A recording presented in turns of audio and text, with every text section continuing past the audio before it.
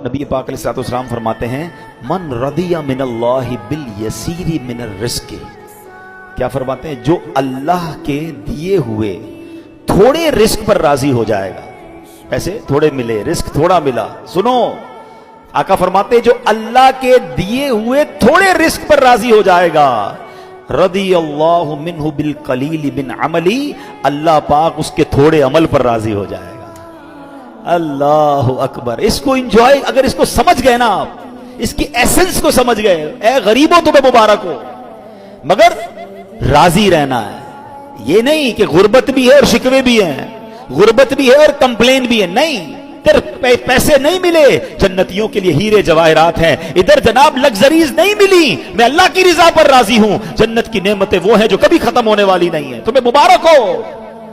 اور جو جناب، اب اس کا ذرا مفہوم مخالف بھی تو سمجھو نا، کہ جس کو اللہ نے زیادہ دیا ہے، سوچو کیا فرمایا؟ جو اللہ کے تھوڑے رزق پر راضی ہو جائے، اللہ اس کے تھوڑے عمل پر راضی ہو جاتا ہے، تو جس کو اللہ نے زیادہ دیا اور قیامت کے دن عمل زیادہ مانگا تو پھر ہمارا کیا بنے گا؟ ہے ہمارے پاس جواب؟ عمل ہے ہمارا زیادہ؟